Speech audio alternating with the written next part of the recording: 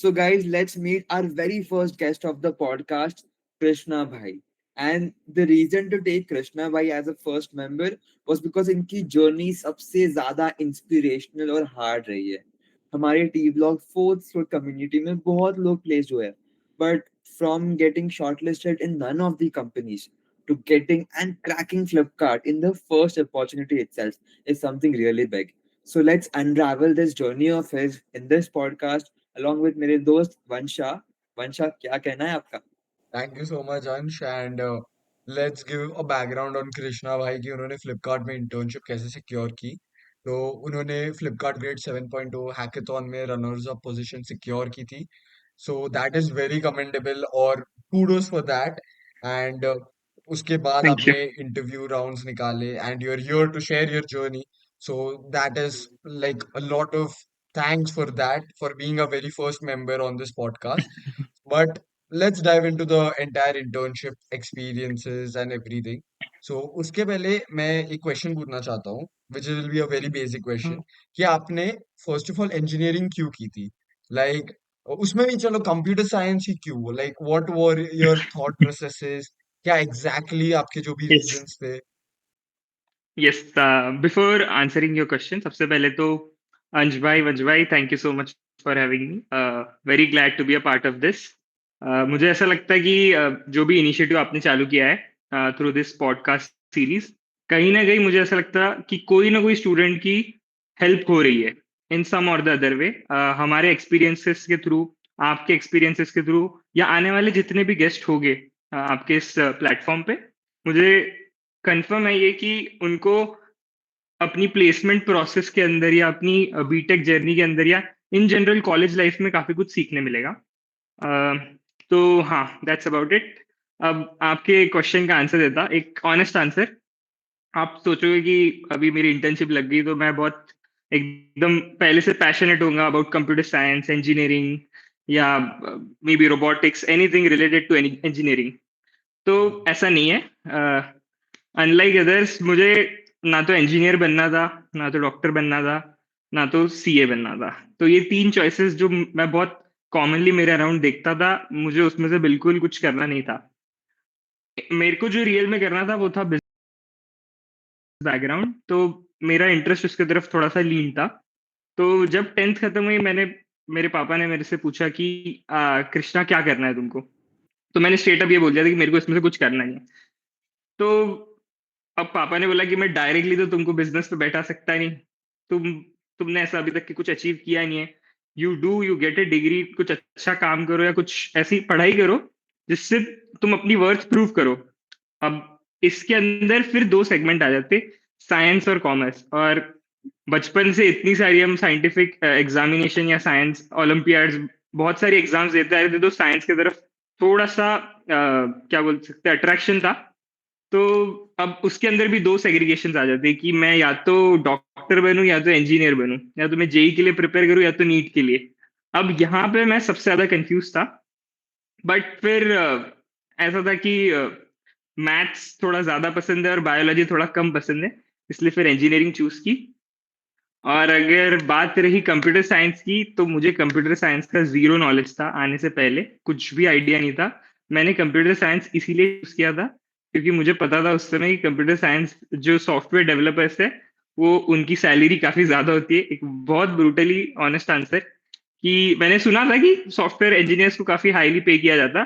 बस वही मेरा रीजन और मोटिवेशन था कि मैं कंप्यूटर साइंस चूज करूँ। वो तो विथ टाइम, जब कॉलेज के मेरे 4 साल गए, उस कोर्स में मुझे रियलाइज हुआ कि ठीक है, कंप्यूटर साइंस के अंदर ही मेरा इंटरेस्ट है, और विथ टाइम वो डेवलप होते गया। तो जो कोई भी अब इसे सुन रहा है, ऐसा जरूरी नहीं है कि तुम्हारा अभी अगर इंटरेस्ट कोई चीज में है नहीं तो आगे भी कभी होएगा नहीं। विथ टाइम जब तुम चीजें एक्सप्लोर करोगे, तब तुमको रियलाइज हो सकता है कि okay, this thing is may be for me. तो वैसे ही रियलाइजेशन मेरे को भी हुआ। Very true and very well said. और आपने बोला था कि ये सॉफ्टवेयर इंजीनियर्स बहुत ही हाईली पेड होते हैं, तो आपको अब कैसा लग रहा है on cracking one of the like the marquee companies in VIT. Obviously काफी अच्छी फीलिंग है। मैंने कभी इमेजिन नहीं किया था कि ऐसी कंपनी के अंदर, जहाँ पे इतने कम लोग सिलेक्ट होते हैं, या जो एक टॉप प्रोडक्ट बेस्ड कंपनी है, वहाँ पे मुझे इनफैक्ट इंटरव्यू देने का मौका मिलेगा, मैंने ये भी कभी सोचा नहीं था। तो obviously feels great to be a part of Flipkart. So yes, looking forward to it. और कृष्णा भाई, before we get into everything, मुझे जानना है कि लाइक कॉलेज से तुम्हारी एक्सपेक्टेशन क्या थी? Like what did you expect? You like wanted to go for placements और समथिंग एल्स? ऑनेस्टली अंश, शुरुआत के अंदर मैं थोड़ा सा कंफ्यूज था कि मुझे हायर स्टडीज के लिए जाना है या प्लेसमेंट्स के लिए बैठना है। बट विथ टाइम थोड़े सीनियर्स का मुझे जब गाइडेंस मिला, और मुझे खुद भी रियलाइज हुआ कि मुझे एट दिस पॉइंट प्लेसमेंट्स में बैठना है, और इफ नीडेड फिर मैं मास्टर्स के लिए अप्लाई करूंगा। बट मैं डायरेक्टली मास्टर्स के लिए जाना नहीं चाहता था, तो that's why I opted for placements. Yes. Right, like this makes sense. बहुत लोगों का कंफ्यूजन रहता है स्टार्टिंग में, and you have addressed it well, and actually loving it how raw you are, because few people think कि Flipkart में internship मतलब बहुत ही फोटो कॉन्फिडेंट बंदा रहेगा, but no, everyone feels confused at some point. And we'll go to the main part where everyone is waiting for. See how was the entire journey. But before we dive into individual sections of it, want you to give a हाँ। broad overview of it. कि कैसे क्या and तक कैसे गया and कितने participants आए etcetera.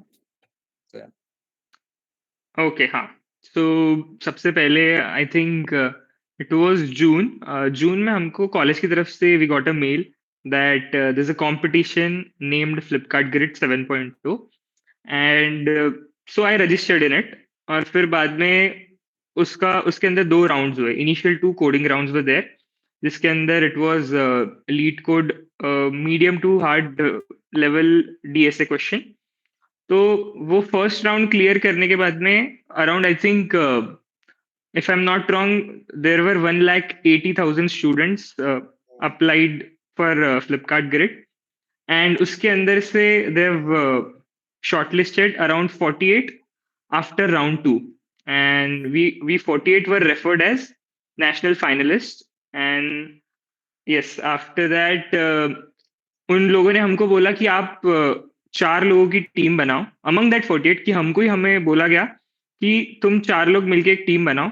उन्होंने हमको टीम बना के नहीं दी थी, तो हमने सबसे कम्युनिकेट किया, कांटेक्ट किया, इंडिविजुअली सबको अप्रोच किया, और एक हमने हमारी टीम फॉर्म करी। एक फनी बात बताऊंगा, हमारी टीम का नाम है रन टाइम टेरर। तो हाँ, काफी इम्पैक्ट था इस नाम का। कृष्णा भाई, आपकी टीम का नाम बहुत ही ज्यादा क्रिएटिव था, run time terror. And it is very funny, भले आपने जोक्स अपार्ट बोला था, बट एक इम्पोर्टेंट पॉइंट पे भी फोकस करते हैं कि what was the problem statement जो आपको दिया था फ्लिपकार्ट की ग्रेड 7.2 में, and what were the initial thoughts कि okay, so now I have been given this problem statement, now how do I approach this problem and how do I construct it, yes, how do I construct my own solution for it? So what was your yes, thought yes, process in that? Okay. तो हमको ना फ्लिपकार्ट की तरफ से एक mail आता once we form the team, कि your problem statement is you have to build a search system. अब सर्च सिस्टम के अंदर दो इंपॉर्टेंट पार्ट्स होते हैं। सबसे फर्स्ट पार्ट होता है auto suggestions, and the second part is SRP, the search result page. अब ऑटो सजेशंस क्या होता है? जब तुम सर्च बार में कुछ टाइप करते हो, तो तुमको पता होगा कि नीचे बहुत सारे सजेशंस आते हैं, जिससे होता है यार, जो यूजर कुछ टाइप करना चाह रहा है उसका समय बच जाएगा, अगर उसकी जो क्वेरी है उसको ऑलरेडी मिल जाए नीचे, तो उसका समय काफी बच जाएगा और उससे यूजर एक्सपीरियंस अच्छा हो जाएगा।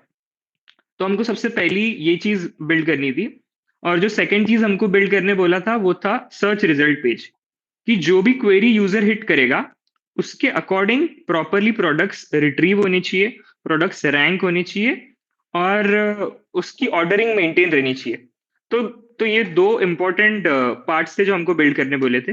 अब इसके अंदर और बहुत छोटी छोटी डिटेल्स हमको ऐड करने बोली थी, जैसे टाइपो करेक्शन होना चाहिए, सिमेंटिक एनालिसिस होना चाहिए, रैंकिंग लॉजिक प्रॉपरली हमको हमारा कस्टम इम्प्लीमेंट करना था। और हमको बोल दिया गया था कि you can assume all the database available, मतलब हम अज्यूम कर सकते कि हमारे पास में हर चीज अवेलेबल है। तो हमको ऐसा सोल्यूशन प्रोवाइड करना था। अब ज्यादा टेक्निकलिटी में मैं जाऊंगा नहीं, बट हमने जो बिल्ड किया था वो था, आजकल क्या हो रहा है, जब से एआई बूम हुआ है ना, हर लोग क्या कर रहे हैं, हर प्रोजेक्ट के अंदर हर छोटी छोटी चीज में एलएलएम्स का यूज कर रहे हैं। बट अपन समझ सकते कि अगर ऑटो सजेशन जैसी चीज के अंदर अगर हम एलएलएम्स का यूज करें या सर्च रिजल्ट पेज में एलएलएम्स का यूज करें, जिसके अंदर हम एपीआई कॉल करने में 3 सेकंड लग रहे हैं या 1.5 सेकंड, जितना भी टाइम जा रहा है, आई थिंक कहीं ना कहीं ये यूजर एक्सपीरियंस खराब करेगा। तो ऐसा नहीं है कि हम एआई को पूरा ही एलिमिनेट कर दे और सिर्फ ट्रेडिशनल पे बिलीव करें, या ऐसा भी नहीं है कि हम पूरा ही एआई पे डिपेंडेंट हो और ट्रेडिशनल अप्रोचेस भूल जाए। तो हमारी टीम ने जो सोचा था कि we came up with a hybrid approach, जिसके अंदर कुछ सेगमेंट्स हमारा एआई हैंडल कर रहा था और कुछ सेगमेंट्स ट्रेडिशनली हैंडल हो रहे थे। फॉर एग्जाम्पल, बहुत ज्यादा डेप्थ में नहीं जाएंगे वरना एक अलग वीडियो बनाना पड़ेगा ये प्रोजेक्ट का। तो फॉर एग्जाम्पल जैसे ऑटो सजेशंस, बहुत कॉमन अप्रोच है कि हम ट्राई बेस्ड सर्च यूज करें, कि ट्राई डेटा स्ट्रक्चर का यूज करें और उससे हम ऑटो सजेशन रिट्रीव करें। ये बहुत कॉमन अप्रोच है, ये ट्रेडिशनल अप्रोच है। ऐसे ही हमने, अगर एआई का हमको इम्प्लीमेंटेशन हमने कहाँ किया, सिमेंटिक एनालिसिस एनालिसिस में। वहां पे हमने बर्ट एम्बेडिंग्स, वेक्टर डीबी, बहुत सारी चीजें इंप्लीमेंट करी थी, जो इनफैक्ट एनएलपी भी, एनएलपी का यूज किया था, स्पेसी मॉडल यूज किया था। तो हाँ, तो ऐसा हमने एक प्रॉपर मिक्स बनाया था जिसके अंदर हम एआई भी यूज कर रहे हैं और ट्रेडिशनल अप्रोचेस भी यूज कर रहे हैं। तो एक हाइब्रिड मेथोडोलॉजी हमने बिल्ड करी थी, जिससे जो भी हमारे प्रोसेस है उसके अंदर काफी कम टाइम टाइम कॉम्प्लेक्सिटी लग रही थी और काफी एफिशिएंट वे था वो।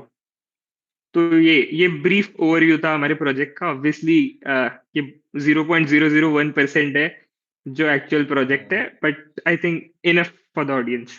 ऑनेस्टली लाइक ये भी पूरा बहुत ही ज्यादा एकदम कॉम्प्लेक्स लग रहा है, भले आपने 0.001% बोला हो। But let's focus on the other important aspects of the hackathon. Like आपको exposure तो बहुत मिला होगा. Like there are students from different colleges, IITians, like there are from NITs, triple ITs. So how was the exposure there? And like why should everyone apply for grade 7.0? Like sorry, grade 8.0 आने वाले hackathon से.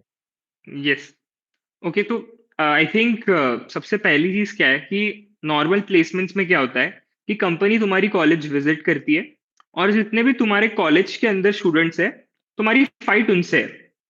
तुम्हारी competition वो college वाले students है और उस job position के लिए तुम लोग फाइट करते हैं टू सिक्योर दैट पोजीशन।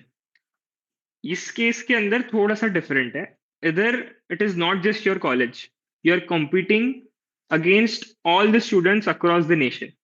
तो इसके अंदर तुम्हारे आईआईटी से स्टूडेंट्स है, एनआईटी से स्टूडेंट्स है, बिट्स से स्टूडेंट्स है, ट्रिपल आई से है। तो तुमको, तुम्हारा बेसिकली तुम्हारी फाइट पूरे इंडिया से है, ऐसा कह सकते हो तुम।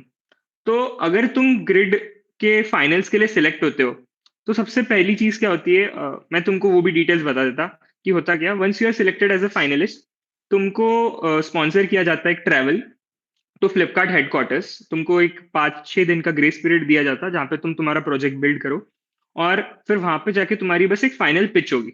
ये फुल्ली स्पॉन्सर्ड ट्रिप रहता है। तुम्हारे लिए फूड, लिविंग अरेंजमेंट, सारी चीजें फ्लिपकार्ट हैंडल करता है। अब जो 2 दिन वहां पे मिलते हैं तुमको, तुमको हर एक स्टूडेंट से इंटरेक्ट करने का मौका मिलता है। Across the all the 48 members तुम हर एक बंदे से इंडिविजुअली जाके बात कर सकते। तुमको अलग अलग चीजें सीखने मिलती। तुमको एक कंपनी रन कैसे होती वो रियलाइज होता, तुमको हायरार्की समझ में आती। जैसे मैं उधर गया था, सबसे पहले एक ओरिएंटेशन हुआ था कि what Flipkart is, what Flipkart does, Flipkart की स्टोरी कैसी थी। तो बहुत सारी चीजें तुमको सीखने मिलती।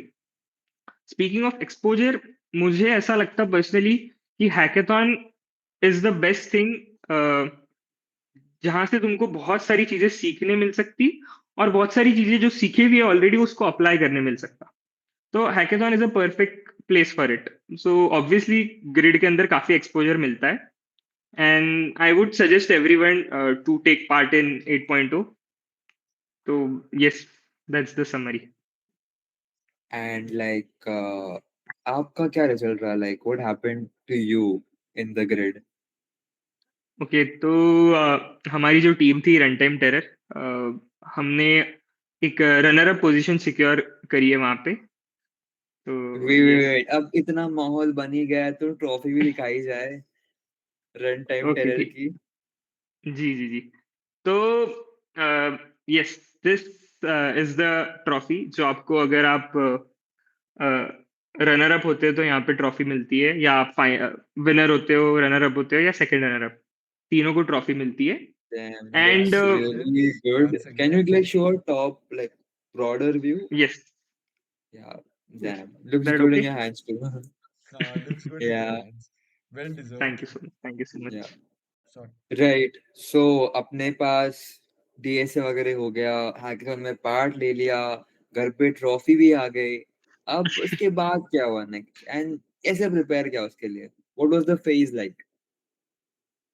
ओके, तो एक बहुत छोटी सी डिटेल मैं मिस कर दिया था। आई थिंक छोटी तो नहीं है, काफी इंपॉर्टेंट डिटेल मिस हो गई थी कि अगर आप फ्लिपकार्ट ग्रिड के अंदर एक finalist as a finalist select हो जाते हो, तो फ्लिपकार्ट आपको पीपीआई अवार्ड करता है। अब PPI is not pre placement internship, PPI is pre placement interview. तो फ्लिपकार्ट की तरफ से आपको पीपीआई मिल जाता है। तो I think this is the biggest opportunity to get into Flipkart. ये कंपैरेटिवली, नॉर्मली अगर आप एक्सटर्नली कहीं से अप्लाई करके जाओगे तो आपको 5 6 7 8 राउंड, बहुत रिगरस राउंड्स रहते हैं, वो क्रैक करके फिर आपको एंट्री मिलती है। बट अगर आप फाइनलिस्ट हो तो आपको एक टेक्निकल राउंड और एक टेक्नो मैनेजोरियल राउंड, दो टाइप के राउंड्स होते हैं। अगर आप दो क्लियर कर देते हो तो yes you get into Flipkart. तो सिमिलरली मुझे भी एक पीपीआई अवार्ड अवार्ड हुआ था। एंड ऑनेस्टली तुम लोग थे वहां पे मेरा हसल देखने के लिए। The a, sleepless a, nights. हाँ, काफी डिफिकल्ट टाइम था वो। ऐसा है कि मैं डीएसए में कंपैरेटिवली बचे हुए बच्चों से थोड़ा सा कमजोर था। तो मुझे इतना पता था कि फ्लिपकार्ट के अंदर अगर जाना है तो सबसे इंपॉर्टेंट पार्ट है डीएसए, क्योंकि अगर तुम फर्स्ट राउंड ही अगर क्लियर नहीं करोगे तो आगे के राउंड तो दूर की बात, तुमको फर्स्ट राउंड सबसे इंपॉर्टेंट है। तो मैंने मेरा पूरा फोकस, मैंने हर चीज डीएसए पे लगा दी। मैंने सारी चीजें, I tried to cover all the topics in DSA, जितने भी टॉपिक्स हो सकते थे मैंने उस 2 महीने में सारे कवर करने का ट्राई किया। मैं रिसोर्सेज भी आपको बता दूंगा। मैंने स्ट्राइवर की A to Z sheet follow करी। मुझे काफी लोगों ने सजेस्ट किया था कि भाई एचडी शीट कर ले, तेरे पे समय थोड़ा कम है। मेरे को भी पता था मेरे पे समय कम है, बट अगेन अंदर से वो चीज थी कि यार कुछ छूट ना जाए। अगर कुछ छूट गया और वही पूछ लिया तो फिर क्या होगा। तो तो मैं वो नहीं चाहता था कि मेरे साथ वैसा हो। तो फिर मैंने A to Z sheet he follow करी। मैंने काफी सारा, ऑलमोस्ट आई थिंक ऑलमोस्ट खत्म ही हो गई थी वो A to Z शीट। और एक उस पीरियड में ना ऐसा हो रहा था कि एग्जैक्ट डेट्स आ नहीं रही थी मेरी इंटरव्यू की, तुम्हारा इंटरव्यू कब होएगा। एग्जैक्ट डेट्स आ नहीं रही थी और वो डीले डीले डीले डीले होते होते 2 महीने हो गए। अब उन 2 महीने में कॉलेज की प्लेसमेंट्स भी चालू थी। और कॉलेज की प्लेसमेंट्स, तो प्लेसमेंट्स में जरा, तुमको तो पता ही है मेरे साथ हो क्या रहा था। अपेरेंटली मुझे तब रियलाइज हुआ, मेरे को किसी ने बोला था 11th या 12th में कि 10th 12th के मार्क्स तुमको कभी कोई पूछेगा नहीं, तो तुम सीधा सीधा जेई पे ध्यान दो। मैं बहुत स्ट्रांगली डिसएग्री करूंगा इस स्टेटमेंट से। अब तुम लोग पूछोगे कि भाई ऐसा ऐसा तो नहीं है, कोई कभी तो पूछा नहीं, बट ऐसा नहीं है। जब प्लेसमेंट्स आती है ना तो बहुत सारी कंपनीज ना कुछ क्राइटेरिया रखती है कि इन क्राइटेरियाज को एलिजिबिलिटी क्राइटेरियाज बोलते हैं। तो जब प्लेस कंपनी आती है तो कुछ कंपनीज 70 70 70 एज अ क्राइटेरिया रखती है कि तुम्हारे 10th में 77% चाहिए, तुम्हारे 12th में 77 चाहिए, 70 चाहिए, एंड तुम्हारे बीटेक में 7 CGPA चाहिए। तो ऐसी बहुत सारी कंपनीज आ रही थी जो 8 8 8 एज अ क्राइटेरिया रख रही थी। अब यहाँ पे एक सैड पार्ट है कि मेरे 10th स्टैंडर्ड में 97 थे, 12th में 77 थे, और बीटेक के अंदर आई थिंक 6 सेमेस्टर का सीजीपीए काउंट हो रहा था। तो तब 9.13 था। तो इस चक्कर में हो क्या रहा था कि अगर तुम्हारा एक भी क्राइटेरिया मिस होता है तो you are straight up not eligible. तुमको अप्लाई करने का भी मौका नहीं मिलता है। इंटरव्यू तो दूर की बात, शॉर्टलिस्टिंग दूर की बात, तुमको अप्लाई भी नहीं कर सकते तुम। तो मेरे साथ ये बहुत बड़ी दिक्कत आ रही थी। आई थिंक अराउंड 50 कंपनीज थी बड़ी बड़ी जिसके अंदर मैं नॉट एलिजिबल था। अभी भी वो स्क्रीनशॉट सेव्ड है मेरे पास, number of not eligible. But ठीक है, बहुत रफ पैच था ये। तो मेरे को पता था कि Flipkart is my best shot and Flipkart is my last shot. तो जो कुछ है मेरे को अपना बेस्ट देना है फ्लिपकार्ट में, मुझे पता था। तो मैंने फिर अराउंड 2 मंथ्स ऑफ डीएसए किया। और आई थिंक मेरे projects my projects were decent enough.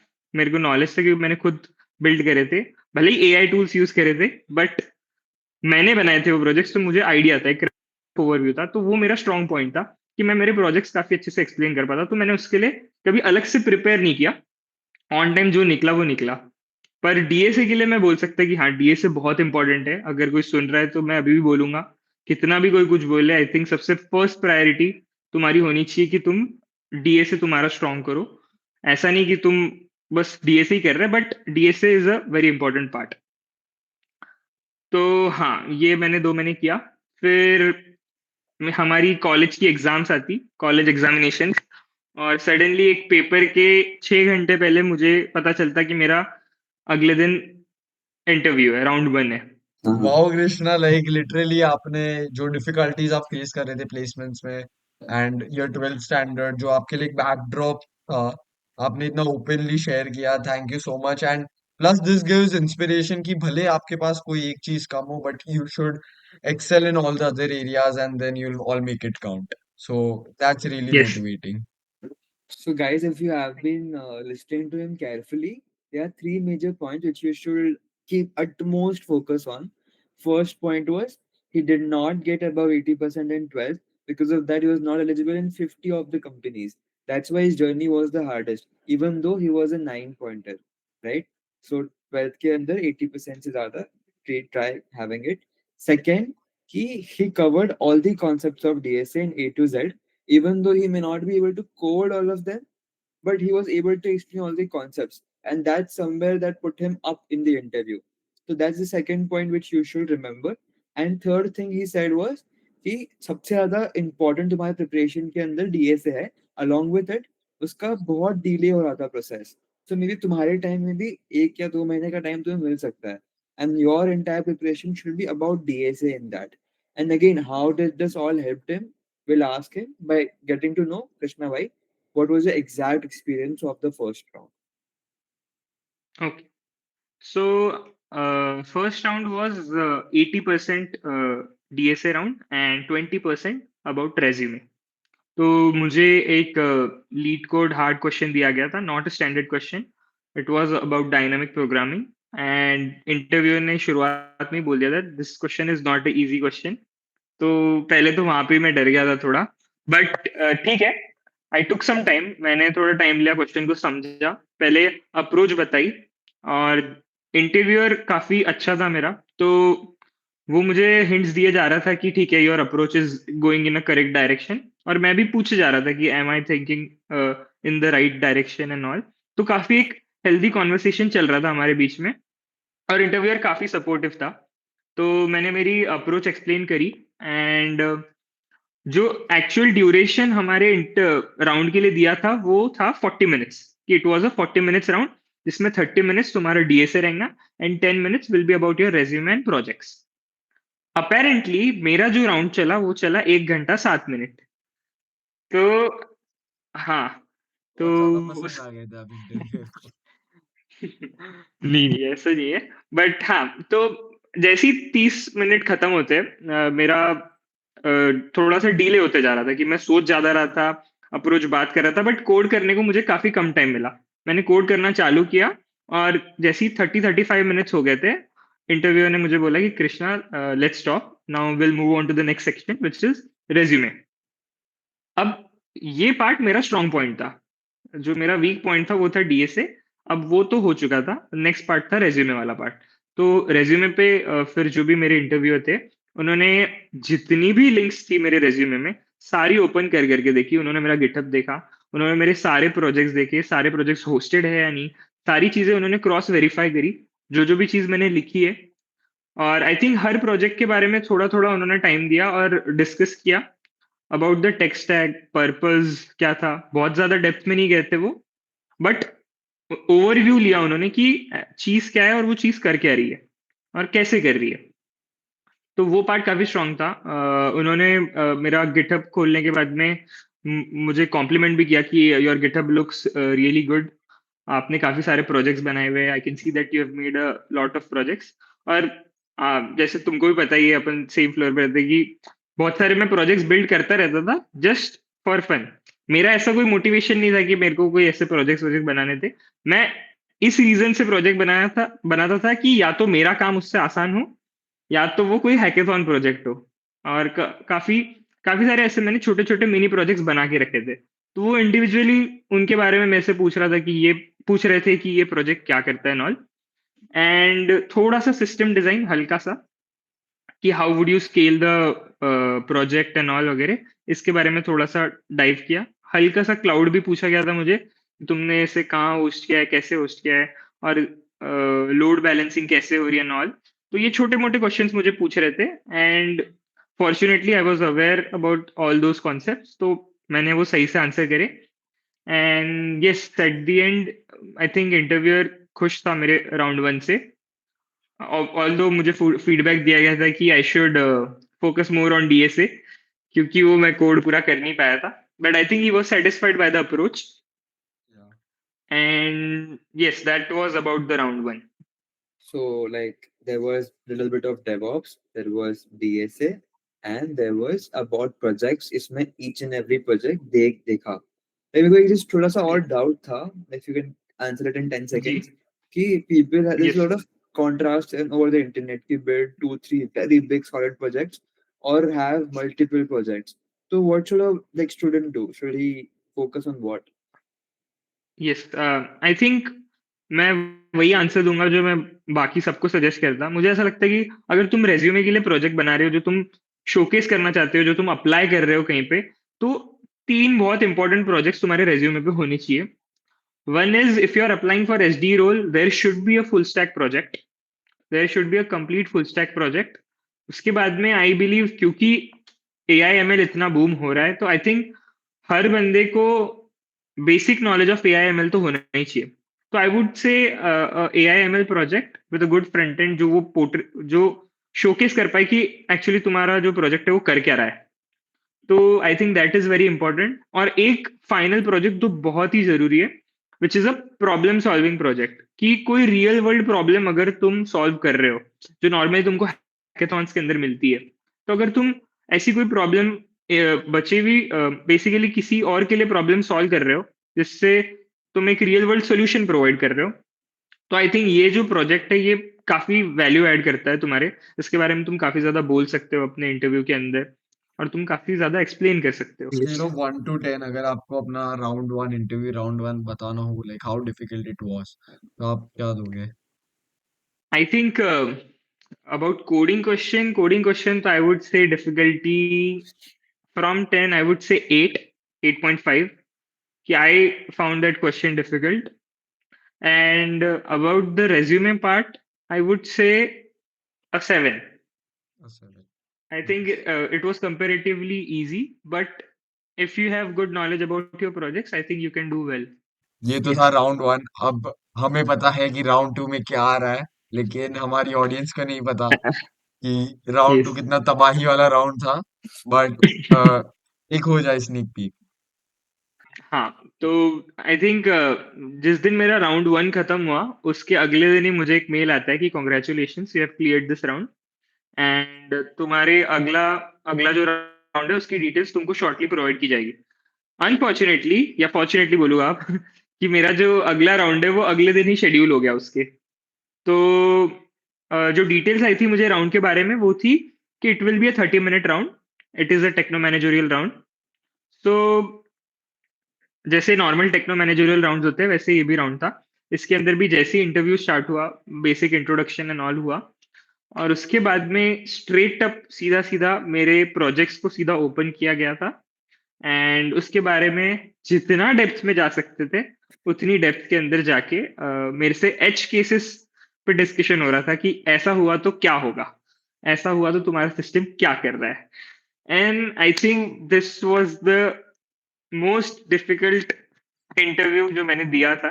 Although ज्यादा दिए नहीं है, बट बट जितना दिया है या जितने देखे हैं, उसमें आई थिंक सबसे डिफिकल्ट पार्ट यही था। There were series of questions जो कंटिन्यूअसली आ रहे थे the moment I answered one.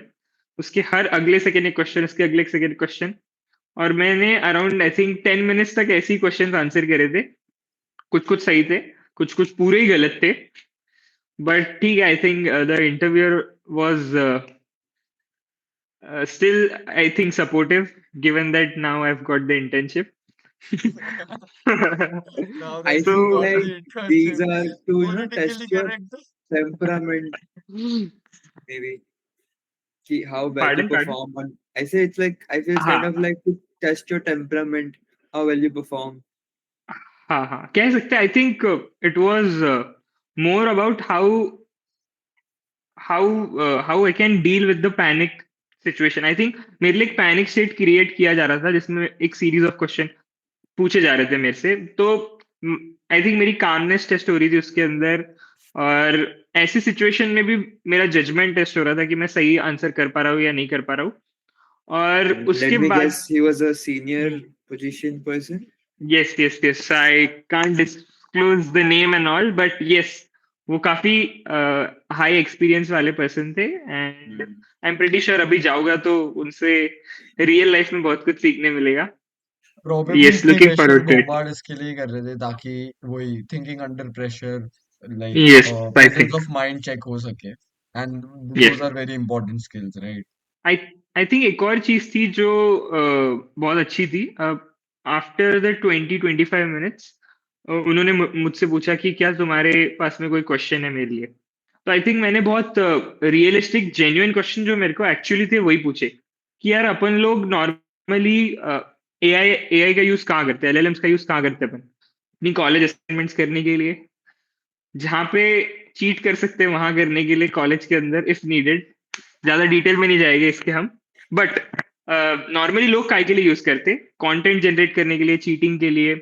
तो वैसे ही मेरे मन में भी एक थॉट था कि इतनी बड़ी कंपनी, एक प्रोडक्ट बेस्ड कंपनी, फ्लिपकार्ट जैसी कंपनीज में एलएलएम्स का यूज कहाँ हो रहा है.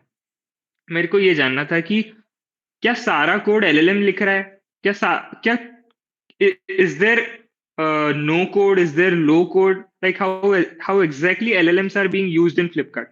ये मेरा क्वेश्चन था. And I think he took some time and he explained it very clearly कि how LLMs are used. And yes, that was also a very good conversation I had with him.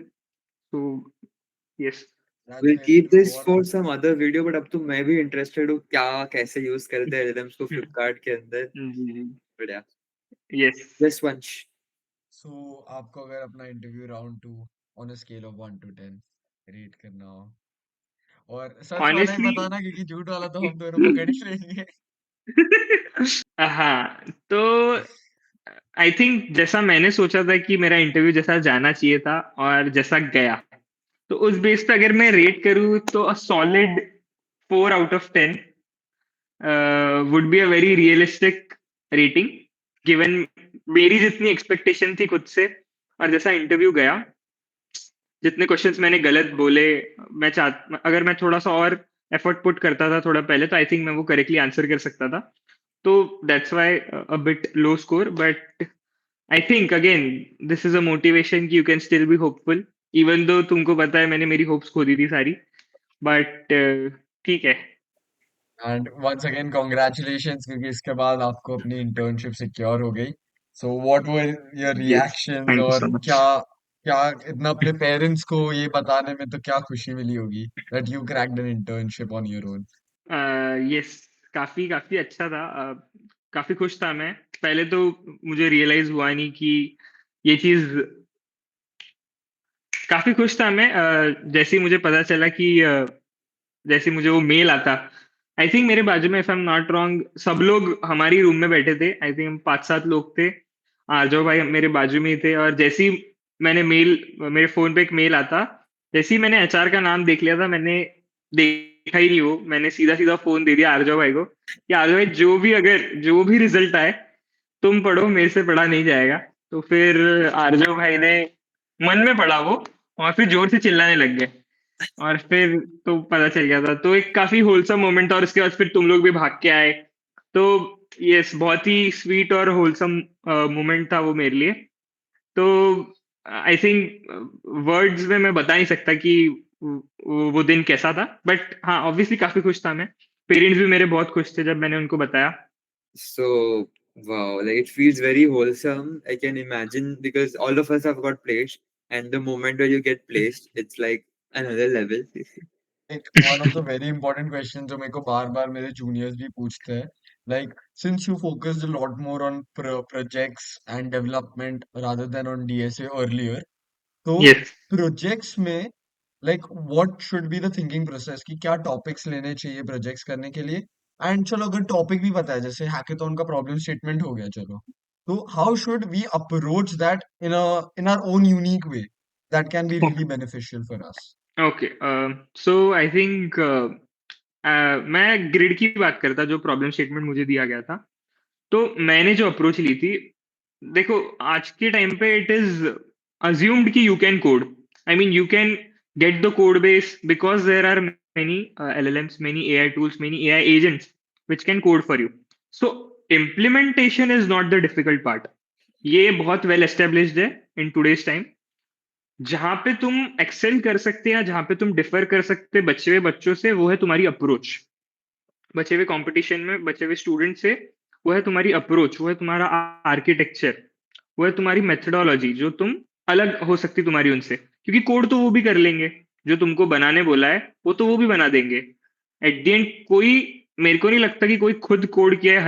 हर एक word किसी ने खुद code किया है. कोई ना कोई एक्सटर्नल सोर्सेस यूज किए ही है. तो मेरा एक सजेशन, या मैं जो चीज फॉलो किया था, वो ये था कि अगर हमको 5-6 दिन का टाइम दिया है, तो सीधा सीधा 2 दिन पूरी पूरी डिटेल्ड डीप रिसर्च में डालो. डीप रिसर्च मतलब वो नहीं कि चैट जीपीटी की डीप रिसर्च या डीप सीक की डीप रिसर्च. वो रिसर्च जो तुम खुद करोगे, जो तुम खुद करोगे कि ये सिस्टम्स अगर तुमको बनाने बोला है, या ये प्रोजेक्ट बनाने बोला है, ये किसी ने पहले बनाया है क्या, या अगर बनाया है तो वो कैसे बनाया है, टेक स्टैक. तो तुम्हारी पर्सनल रिसर्च कि तुम कैसे सोचोगे, या तुम कैसे बिल्ड करोगे, तुम तुम्हारा आर्किटेक्चर बनाओ. इन चीजों पे आई थिंक ज्यादा फोकस होना चाहिए. कोर सॉफ्टवेयर इंजीनियरिंग प्रिंसिपल्स पे ज्यादा फोकस होना चाहिए. तो तो यही सजेशन है मेरा कि तुम रिसर्च पे ज्यादा टाइम दो, जिससे तुमको एक क्लियर ओवरव्यू मिल जाएगा कि तुमको बनाना क्या है. और फिर तुम स्टेप बाय स्टेप छोटी छोटी, मतलब बेसिकली तुम्हारे प्रोजेक्ट को छोटे छोटे हिस्सों में तोड़ो, और फिर उन उन माइलस्टोन्स को अचीव करने का ट्राई करो. कलेक्टिवली तुम्हारा प्रोजेक्ट बन ही जाएगा. तो आई थिंक ये अप्रोच काफी हेल्पफुल है. और रही बात तुम्हारे पर्सनल प्रोजेक्ट्स की, तो यार ये तो मैं जैसे बोला कि अगर तुम मेरे जैसे आलसी हो थोड़े, और तुमको लग रहा है कि ये चीज तुम्हारे लाइफ में दिक्कत दे रही है, तो सीधा सीधा बना दो. सीधा सीधा बना दो. मेरे पास में एक बहुत ही अच्छा सोर्स ऑफ मोटिवेशन था. वो था मेरा दोस्त यश, जो मेरे साथ बैठ के प्रोजेक्ट्स बनाता था. आई थिंक पिछले पूरे 6-7 महीने यश ऐसा मेरे बाजू में ही रहता था, और हम दोनों बैठ के बस सोचते थे कि क्या बनाए क्या बनाए. बहुत सारे वियर्ड आइडियाज आते थे हमारे दिमाग में, हम फिर वो बनाने का ट्राई करते थे. कभी हाफ में छोड़ देते थे क्योंकि फिजिबल लगता नहीं था कि ये हमारे हैसियत के बाहर है. कभी कभी हम बहुत छोटे छोटे प्रोजेक्ट्स उठा के बना देते थे. तो I think this is a part of whole that project making journey, जिसमें तुम बहुत सारे प्रोजेक्ट्स बना सकते.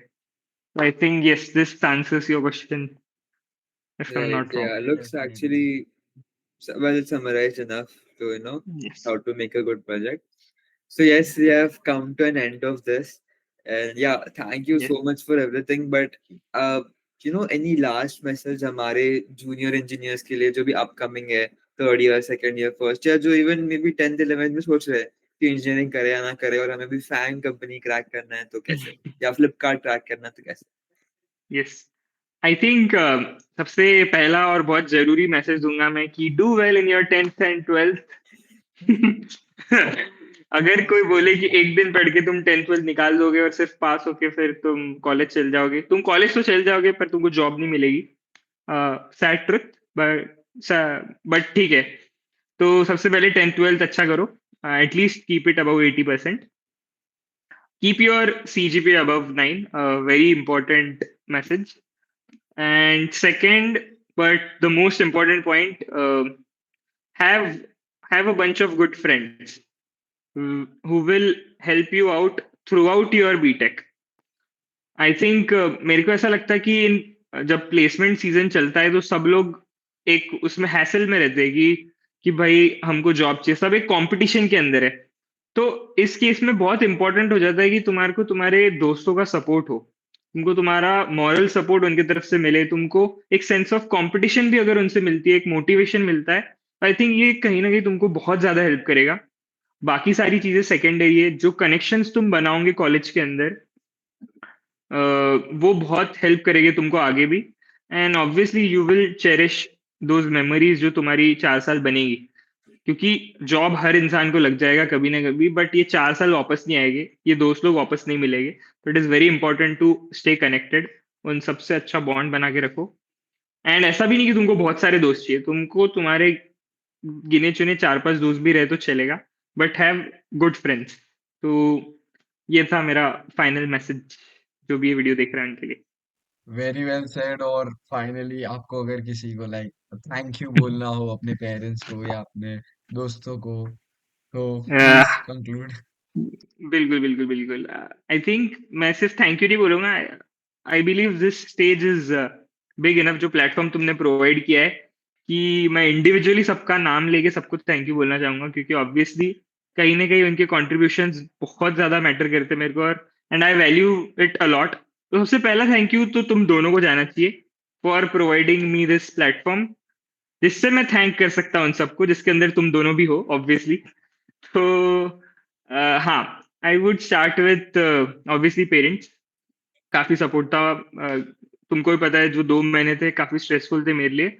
तो उस पीरियड में मेरे पेरेंट्स का बहुत ऐसा नहीं कि भाई कि तू क्या कर रहा है, सबकी लग रही थी job.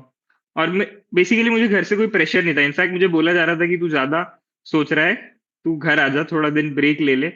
But obviously upon break ले नहीं सकते थे, प्लेसमेंट सीजन एंड ऑल था। और अब तो काफी ज्यादा सपोर्टिव एनवायरनमेंट था मेरे घर से। And then it comes my roommates. मेरे roommates Sarthak, Archis, Gopal. Then there are my other set of roommates, जिसके अंदर आर्जव भाई, धनंजय, अंश भाई, वंश भाई, अर्नव, दिबांशु, कुंडू, अर्श, सिद्धार्थ, पुलकित। और आई थिंक अगर कोई नाम छूट रहा है, I am very sorry. Vibhu, yes Vibhu, Vibhu ने भी काफी हेल्प करी है। यश और भाई। आई या हाँ, वही मैं बोल रहा था ना।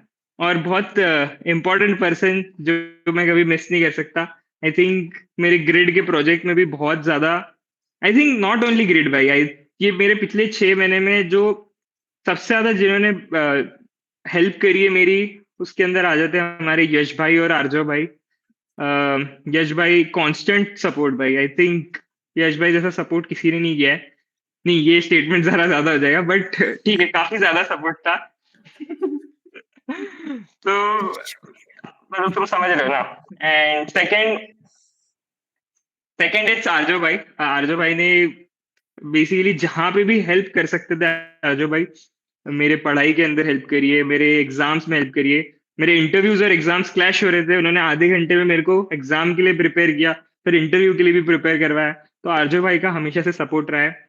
सिद्धार्थ भाई ने मेरे को एक दिन आके एकदम प्रेम भरे शब्दों में मोटिवेशन दे के गए थे मुझे, कि भाई क्या कर रहा भाई तू, तेरा इंटरव्यू और ये सब क्या कर रहा। तो आई थिंक उस पॉइंट के बाद से मैंने मेरा डीए से चालू किया।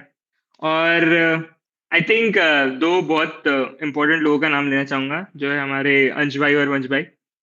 आई थिंक ऑलमोस्ट हम लोग डेली एक दूसरे से मिल लेते थे, बीट एनी रीजन। सुबह ब्रश कर रहे हैं, साथ में ब्रश कर रहे हैं, कभी ना कभी हम एक दूसरे से टकरा ही जाते थे, जहाँ पे या तो मुझे बहुत प्रेम भरे शब्दों में मोटिवेशन दिया जाता था, या तो मुझे एक्चुअल मोटिवेशन दिया जाता था कि तुझे कैसे करना है या क्या करना है। तो बेसिकली एकेडमिक वाइज भी मुझे मोटिवेट रखते थे। और आई थिंक मेरे को बहुत ज्यादा वंश भाई और अंश भाई के एक्सपीरियंसेस से भी सीखने मिला है कि उनके इंटरव्यूज कैसे गए थे। तो thank you so much for helping me out, very grateful. और और भी वेरी सॉरी, और 2-3 लोग हैं जिनका नाम लेना है। जो मेरे स्कूल फ्रेंड्स है, Surabhi, uh, Radhika, Chaitanya, Chinmay, Sarang, Shreya, big thank you to them as well. I am pretty sure ये लोग देखेंगे और आगे भी फॉरवर्ड करेंगे। और एक आई थिंक दो बहुत इंपॉर्टेंट नाम मैं बोल रहा था, जो है हमारे शुभम भाई, और जो मेरी बहुत अच्छी दोस्त है जयश्री। तो इन दोनों का भी बहुत ज्यादा सपोर्ट रहा है मुझे। तो yes, again thank you so much अंश भाई, वंश भाई, फॉर हैविंग मी। और एक छोटा सा मैसेज जो भी ऑडियंस ये देख रही है, कि please subscribe to this channel. आने वाले जितने भी एपिसोड्स है, नॉट ओनली माय एपिसोड, ऐसा नहीं है कि मैं इस एपिसोड में इसलिए बोल रहा हूँ, बट मैं जानता हूँ जो पर्सनली जो जो भी लोग इस पॉडकास्ट में आगे आने वाले, सबके क्रेजी क्रेजी एक्सपीरियंसेस से सबने क्रेजी क्रेजी कंपनी सपोर्ट रखी है, और आप लोगों को बहुत कुछ सीखने मिलेगा। जरूरी नहीं कि आप सिर्फ कंप्यूटर साइंस स्टूडेंट हो। आने वाले टाइम में आई एम प्रिटी श्योर अलग अलग बैकग्राउंड्स और अलग अलग एरिया से इस चैनल पे कंटेंट आएगा। तो yes, please keep supporting this channel, and thank you Ansh bhai for having me. So thank you तो आपको बोलना चाहिए कृष्णा भाई कि आप एक सेकंड के अंदर you just was ready to shoot it up, वरना पीपल गिव कॉल्स पे कॉल शेड्यूल करते रहते हैं। You are so raw about your entire journey, full proof, no cover to hide, and you have been so down to earth, like amazing. So yeah, and with this we come to an end, but and मैं नहीं करूंगा, and मेरा दोस्त करेगा वंश। तो बता वंश। अरे डेफिनेटली यार। डेफिनेटली कृष्णा भाई, लाइक फर्स्ट ऑफ ऑल मेरे और अंश के बिहाफ पे दोनों पे थैंक यू सो मच कि आप आए। और एज यू सेड अर्लियर, आपने बताया था हमें कि आपको 2-3 लोगों ने और अप्रोच किया था to share your Yes. Interview, but such good friends that we are कि आप इधर आए and you share your entire experience. And आपके एक्सपीरियंस से एक बात तो बहुत अच्छे से पता चलती है कि बहुत ही ज्यादा बैकड्रॉप्स थे आपकी पूरी जर्नी में, be it your 12th percentage, be it those Yes. rough patches of time, and but you just worked your way through it, and that makes it just so inspiring. So thank you so much once again for coming, and it was a really fun experience talking to you। और मुझे तो अपने hostel के moments याद आ गए जब हम साथ में बैठ के ऐसे मजाक करते थे, इतना फन Yes, करते yes, थे। yes. So thank you for Actually, that actually. also। Thank you so much for having me.